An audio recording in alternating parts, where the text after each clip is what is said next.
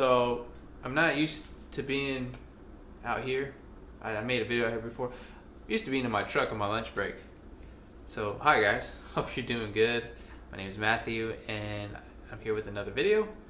Today is Sunday, currently 3:25, and I hope everyone's having a good day, right? I'm having a pretty good day. I've been trying to shoot this video for a while, actually like a couple days ago, but it's just been kind of busy at work, and you know, around this time being any type of delivery driver gets kind of crazy around peak.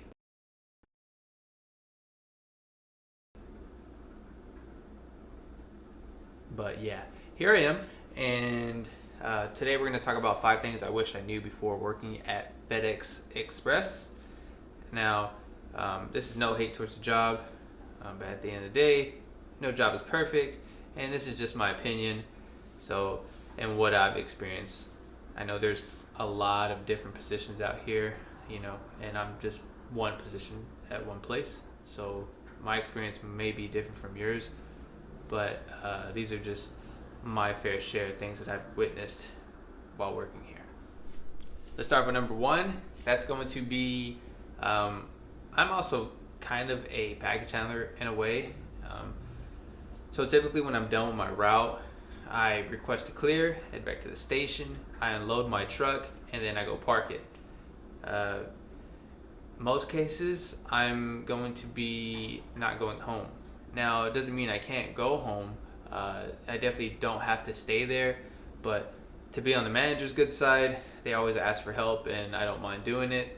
And it's not that much different, I guess, from being a package handler. That's why I say that I'm a package handler in a way, because I'm going to be unloading trucks, loading trailers, loading cans, or scanning documents. My favorite, scanning documents, because it's just, you know, it's documents and I got a scanner out and I'm just moving them and scanning them. So not too bad, right? But when you're applying for the job, you're going to expect to just kind of be out on the road, and once you're done, head back and go home. But I found that here being Express, they're going to want you to help out. And like I said, you don't have to, but the more you don't do it, the more they're going to ask you. So instead of dealing with that, I might as well just stay and help out a little bit and then go home. And that's the good thing. You don't have to be there all the time. You can stay for a little bit and be like, if I'm done, I'm going to just go home. You did your part and helped out, and then you left. And me, I stay until it's almost all done. So I don't just leave and after like it starts to get busy. I typically put in a lot of work and then I head out.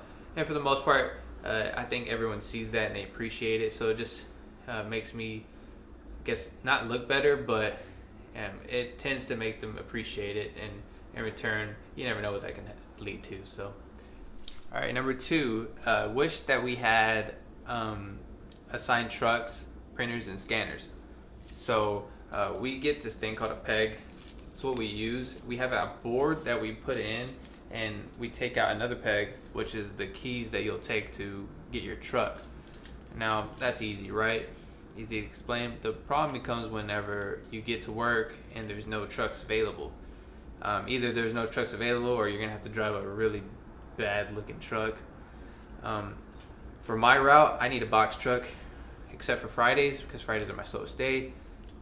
But if I don't get a box truck and there's just rental vans, it's going to be really tough for me to get my route done without asking for help and getting a truck swap.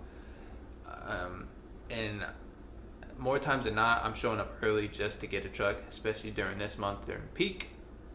And it kind of, you know, it can kind of be bad because, say for instance, on a Wednesday where it's typically busy, if I get to work on time, which is 11 o'clock, and there's no trucks, I have to sit there and wait for a truck to be available.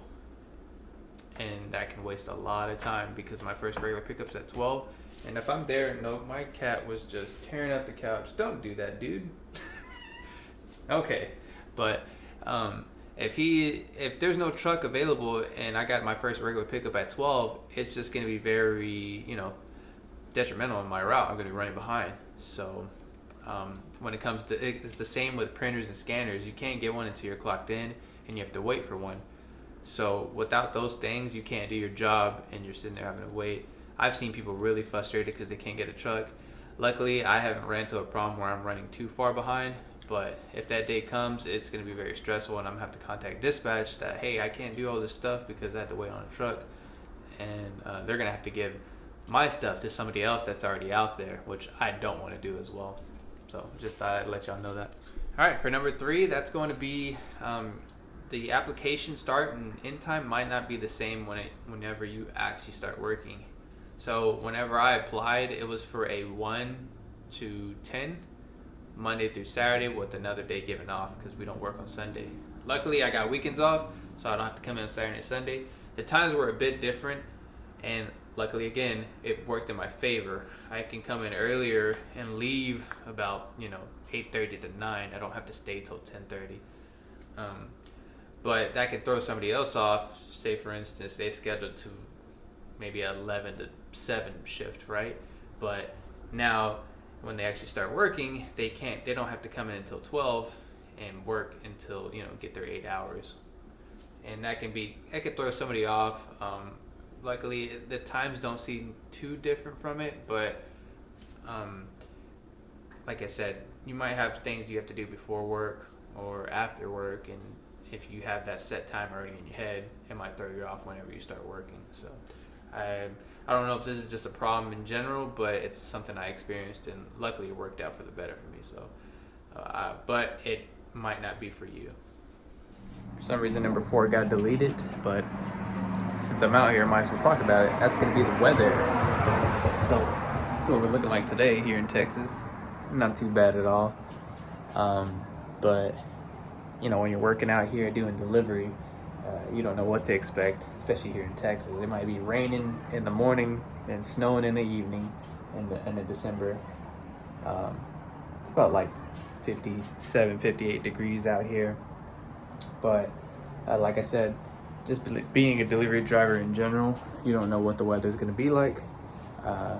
And that could really be, I would really consider that when working here, because I know working at Amazon, when the days would rain, it would pour, and I couldn't stop because I had like 180 places to go, or even more if I rescued, and I didn't want to get home super late, so I just kept going, and the rain just made it absolutely awful. My feet were always soaking wet,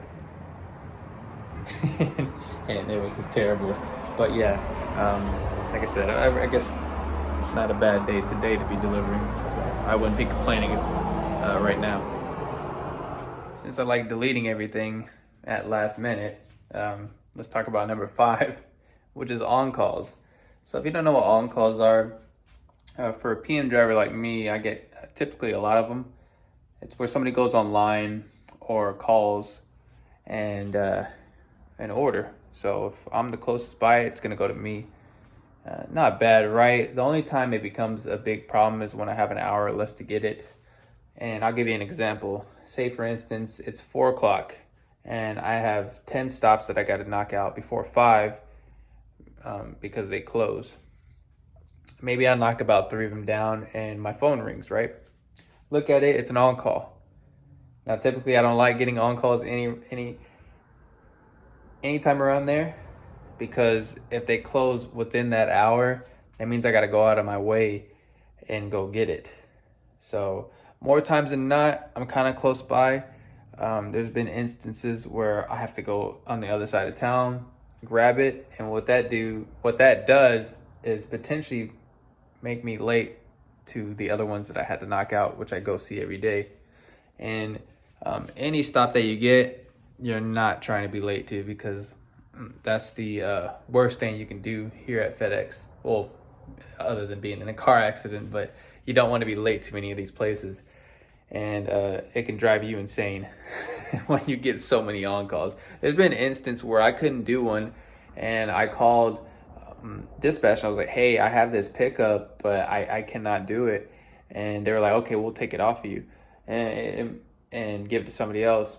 But eventually they couldn't find nobody else to do it, so I had to go and complete it. I had a minute to spare. So you don't want to run into that situation where you have a minute left and you're late. Luckily, I made it, but if that was to happen again and I was late, then it's on me, right? So Um, Number five, definitely can drive me crazy because I ain't trying to be late, and I do the best I can to make it as efficient as possible and fast as possible to where I don't run late to any of these stops. So, but other than that, that's all five of them. The job, like I said, it's pretty good.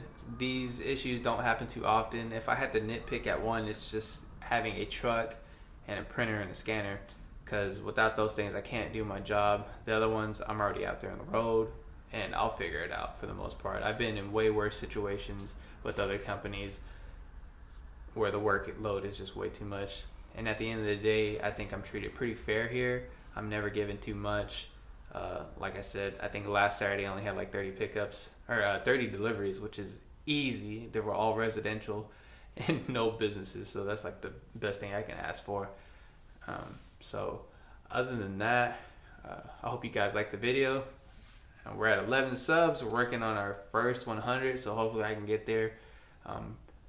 At least by the end of the year, and then set new goals with this channel. Like I said, we're gonna be working our way up towards different topics, because I know you can only talk about so much when it comes to FedEx and just delivery driving in general. But other than that, I hope you guys have a good one and stay safe out there. Have a good one. Peace.